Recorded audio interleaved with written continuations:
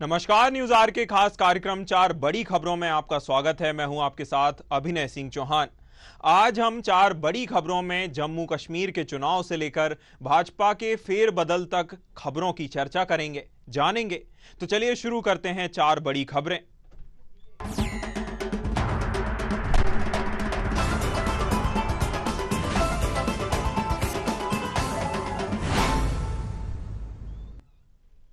Kolkata rape कांड को लेकर सियासत थमने का नाम नहीं ले रही है।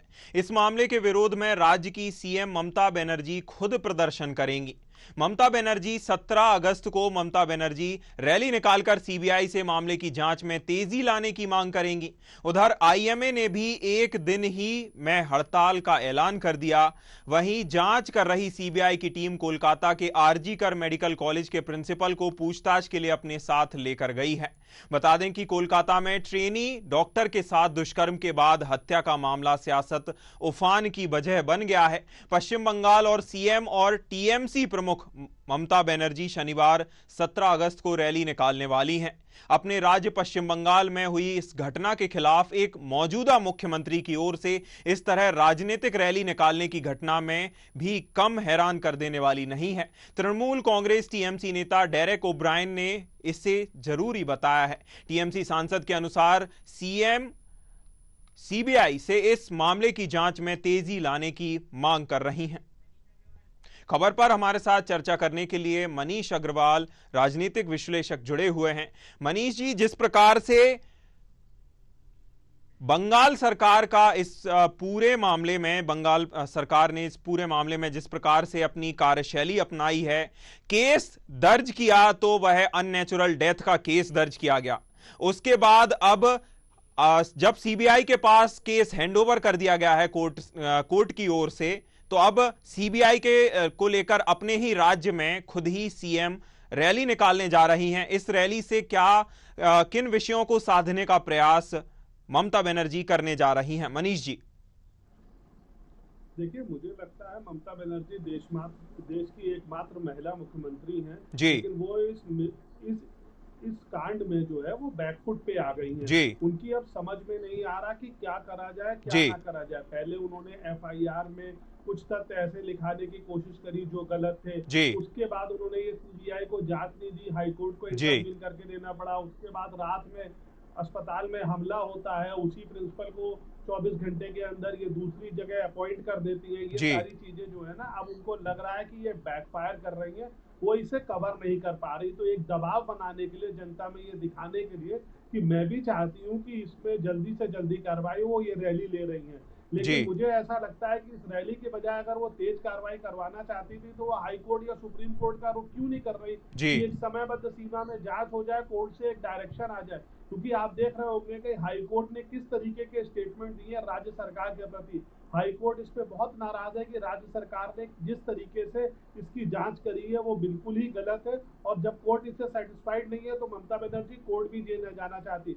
लेकिन मुझे जी लगता है ममता बनर्जी ने इस मामले को बिल्कुल गलत तरीके से हैंडल करा है, और ये कहीं ना कहीं उन्हें राजनीतिक नुकसान जरूर पहुंचाएगा। जी मनीष जी, जिस प्रकार की जो कार्यशैली बंगाल पुलिस की भी रही है, जिस प्रकार से पहले केस दर्ज अननेचुरल डेथ का किया गया, उसके बाद जब केस दर्ज हो गया और सीबीआई को हैंडओवर केस किया गया, उसके बाद जहां भी यह घटना घटित हुई, यह दुर्घटना घटित हुई, इतनी बड़ी जो दुष्कृत्य घटित हुआ, उसके आसपास कंस्ट्रक्शन के नाम पर कहा जा रहा है, कथित तौर पर ऐसा कहा जा रहा है, हो सकता है कि वहां सबूतों को भी मिटाया गया हो, क्योंकि एफएसएल टीम या सीबीआई की जांच टीम पहुंचने से पहले ही कंस्ट्रक्शन शुरू कर दिया गया।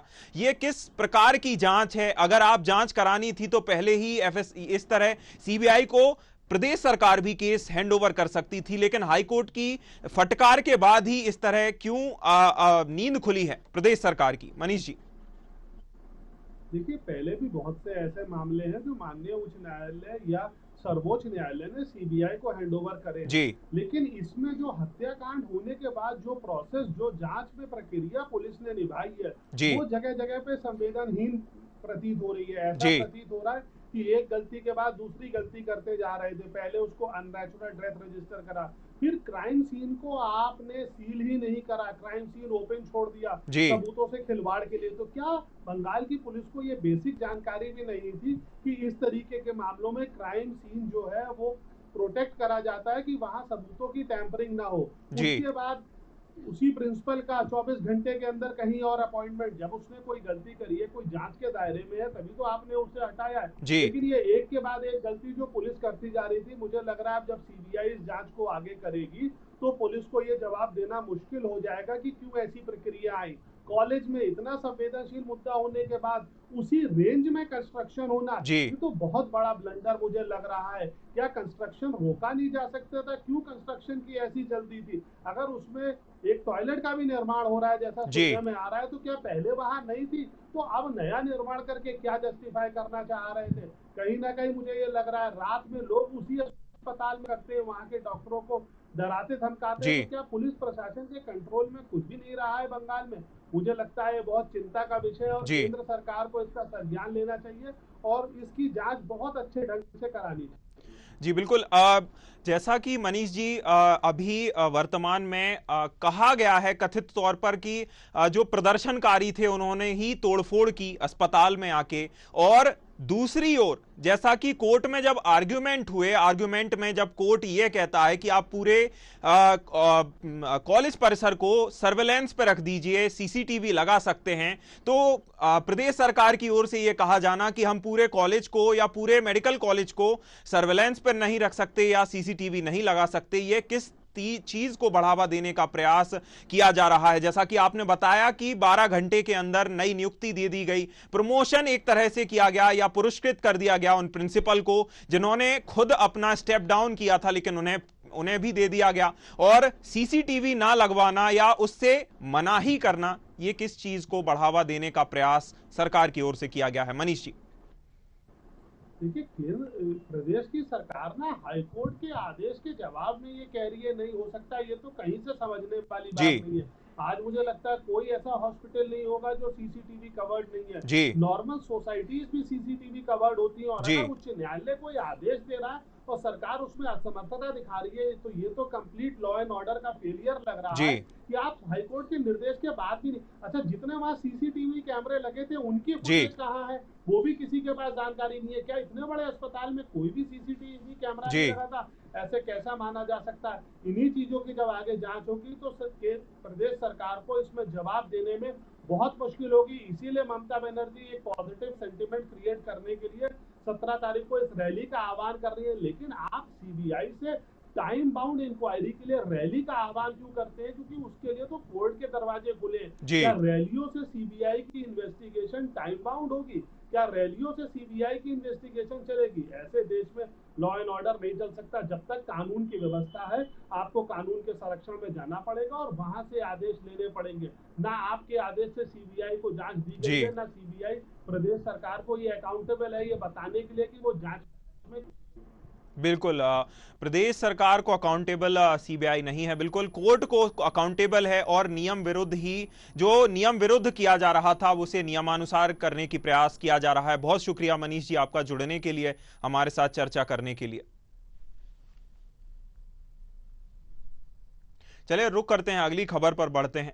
छत्तीसगढ़ भाजपा ने रायपुर दक्षिण विधानसभा उपचुनाव के लिए 4 दावेदारों के नाम तय कर हाईकमान के पास दिल्ली भेज दिए हैं, जहां भाजपा के इंटरनल सर्वे में संजय श्रीवास्तव, सुभाष तिवारी, केदार गुप्ता और सुनील सोनी के नाम निकलकर सामने आए हैं। लेकिन ऐसी भी खबरें निकलकर सामने आई हैं कि बृजमोहन अग्रवाल के करीबी को भी पार्टी टिकट दे सकती है। सूत्रों के मुताबिक बृजमोहन अग्रवाल के पसंदीदा कैंडिडेट सुनील सोनी हैं। हाल ही में तिरंगा यात्रा निकाली गई तो बृजमोहन अग्रवाल ने अपनी ही गाड़ी में सुनील सोनी को अपने साथ रखा। इसे भी लोग सुनील सोनी की दावेदारी से जोड़कर चर्चा कर रहे हैं। भाजपा के नेता शिवरतन शर्मा और श्याम बिहारी जायसवाल को उपचुनाव का प्रभारी बनाया गया है। वहीं इसके विपरीत विपक्ष की ओर से कांग्रेस से मेयर एजाज ढेबर, पूर्व महापौर प्रमोद दुबे, कांग्रेस के महामंत्री कन्हैया अग्रवाल, सन्नी अग्रवाल, सतनाम पनाग और सुमित दास के नामों पर भी चर्चा है। खबर पर हमारे साथ चर्चा करने के लिए जिज्ञासा चंद्रा हमारी संवाददाता रायपुर से जुड़ी हुई हैं।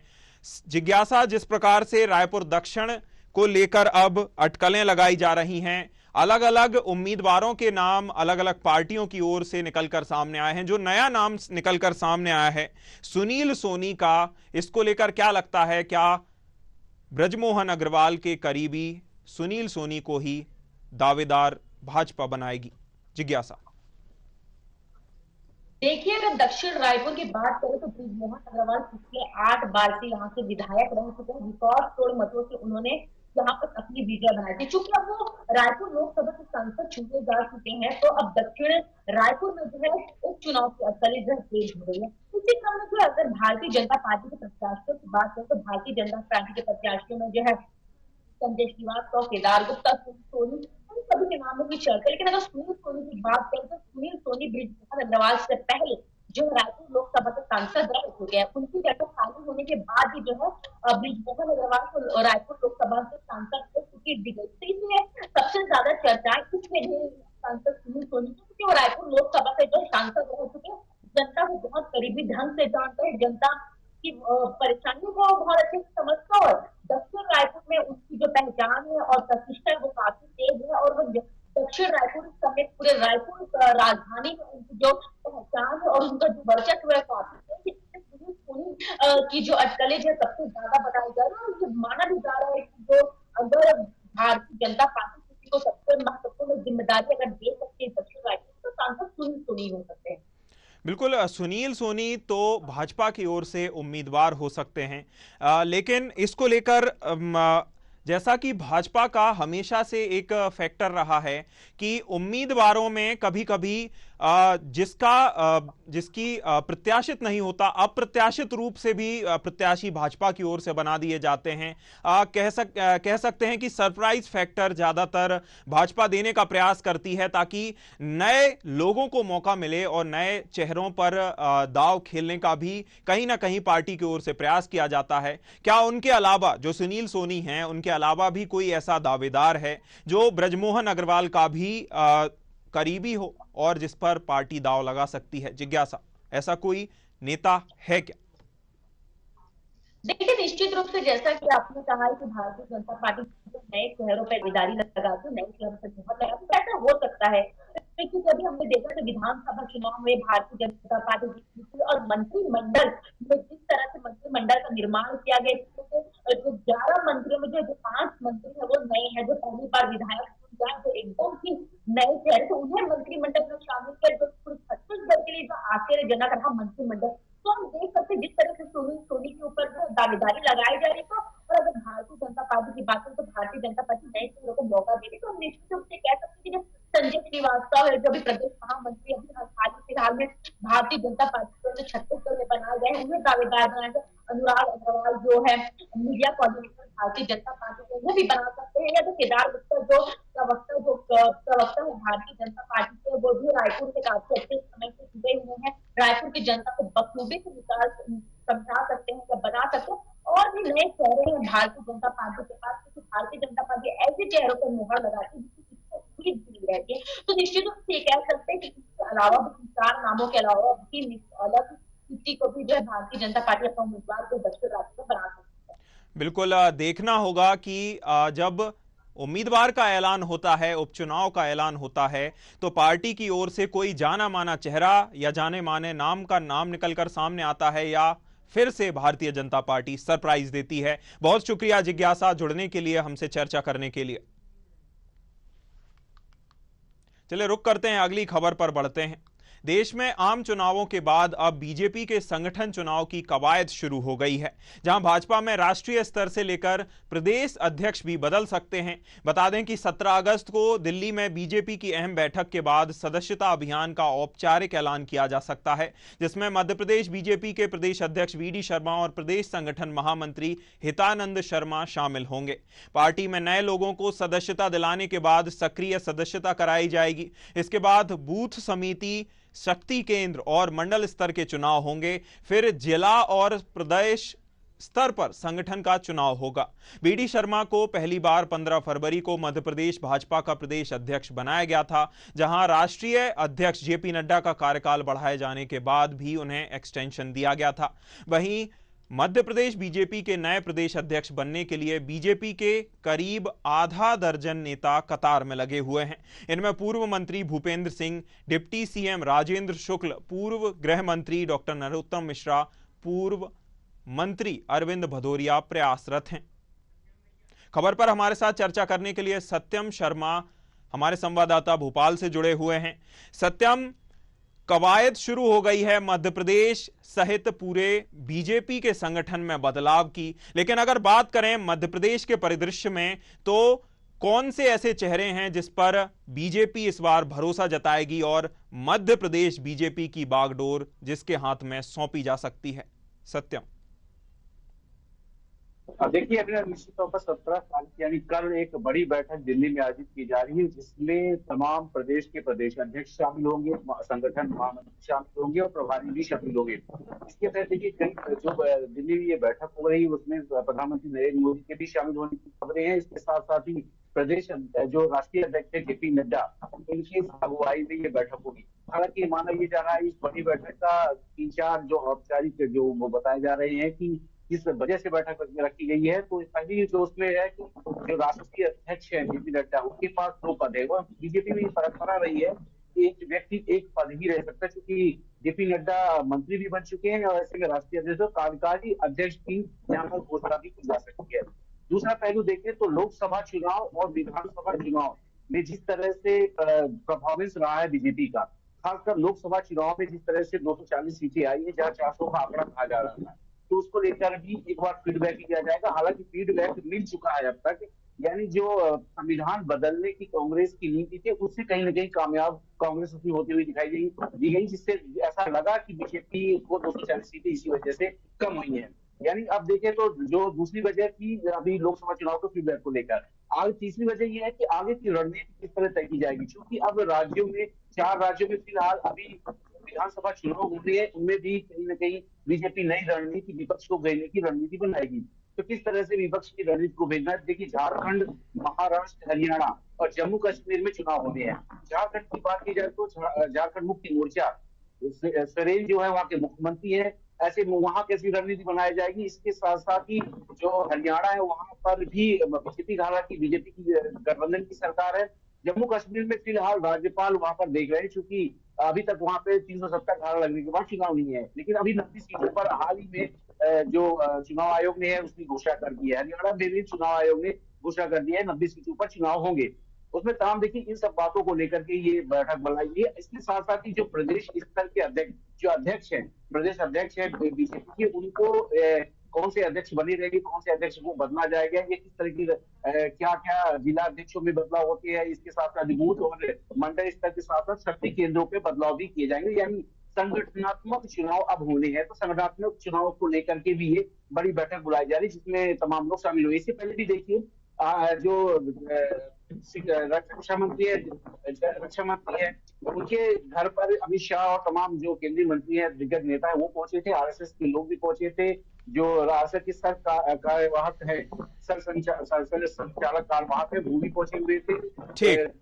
बोले वो भी पहुंचे हुए थे वहां पर। उन्होंने बैठक में साफ तौर पर ये निश्चित हुआ है कि किस तरह से आगे की रणनीति बनेगी, क्योंकि राष्ट्रीय अध्यक्ष को लेकर चुनाव। इससे पहले महाराष्ट्र में भी बीजेपी की बैठक हो चुकी है। तमाम जिलों में जो राज्य है वहां बीजेपी की बैठकें हो चुकी है, और जो ये बैठक हो रही ये बेहद महत्वपूर्ण बैठक है, क्योंकि यहाँ पर राष्ट्रीय अध्यक्ष का हो सकता है घोषणा हो जाए। और जो अध्यक्ष है मध्य प्रदेश की बात करें तो मध्य प्रदेश में जो प्रदेश अध्यक्ष फिलहाल वी डी शर्मा जी है, उनका कार्यकाल बढ़ाया गया था। इसके बाद देखिए अब नई कवायद चल चुकी है कि कौन जो प्रदेश का अध्यक्ष बनेगा। तो इसमें सबसे पहले जो ऊपर के नाम आ रहे हैं नरोत्तम मिश्रा चाहे अरविंद भदौरिया के नाम भी आ रहे हैं, तमाम नाम है। लेकिन अचानक से बीजेपी किसको अध्यक्ष बना पद दे देगी, ये भी थोड़ा सा सोचने का विषय होता है, क्योंकि चौंकाने वाले डिसीजन हमेशा से बीजेपी लेती आई है। अभी देखिए कई नाम इसमें भी है, चाहे महेंद्र सिंह सोलंकी की बात करें, वो भी अध्यक्ष पद के दावेदार है। इसके साथ साथ ही सतना के सांसद गणेश सिंह है, वो भी अध्यक्ष पद के दावेदार है।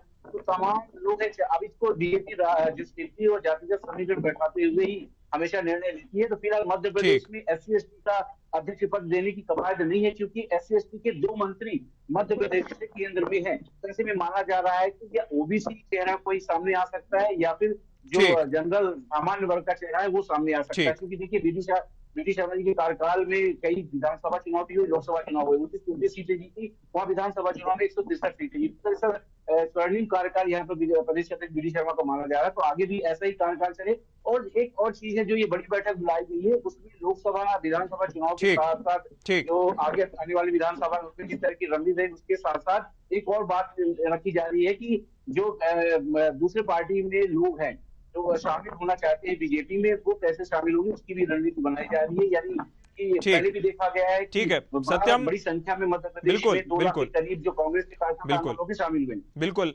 पार्टी ऐसी ही रणनीति लेकर चलेगी कि जैसा परफॉर्मेंस विधानसभा चुनाव में फिर लोकसभा चुनाव में रहा, इससे बेहतर परफॉर्मेंस आगे भी देखने को मिले और ज्यादा से ज्यादा सदस्य भाजपा के साथ जुड़ें। बहुत धन्यवाद, बहुत शुक्रिया सत्यम जुड़ने के लिए, हमारे साथ चर्चा करने के लिए। रुक करते हैं अगली खबर पर। देश में लोकसभा चुनाव के बाद जम्मू कश्मीर और हरियाणा में चुनावी बिगुल बज गया है। जहां जम्मू कश्मीर में 18, 25 सितंबर और 1 अक्टूबर को, तो वहीं हरियाणा में सभी सीटों पर 1 अक्टूबर को वोटिंग होगी। दोनों ही राज्यों में विधानसभा चुनाव के नतीजे 4 अक्टूबर को आएंगे। बता दें कि जम्मू कश्मीर में 3 फेज 18 सितंबर, 25 सितंबर और 1 अक्टूबर को वोट डाले जाएंगे, जबकि हरियाणा में एक फेज में ही 1 अक्टूबर को मतदान होगा। दोनों राज्यों में नतीजे 4 अक्टूबर को आएंगे। Youth as our ambassadors of, अगर इलेक्टर्स के डाटा के बारे में बात करें तो J&K में टोटल 87.09 लाख इलेक्टर्स होंगे, जिसमें लगभग ऑलमोस्ट इक्वल 44.46 लाख मेल और 42.62 लाख फीमेल वोटर्स होंगे। बड़ी अच्छी स्टोरी ये भी है कि जिस तरीके से यूथ ने पिछली बार भाग लिया इलेक्शंस में, इस बार उसके बाद फर्स्ट टाइम वोटर्स भी होंगे अराउंड 3.71 लाख, और टोटल अगर वोटर्स को देखें तो 20 lakh and above would be the youth, and we want to focus on youth as ambassadors of our elections.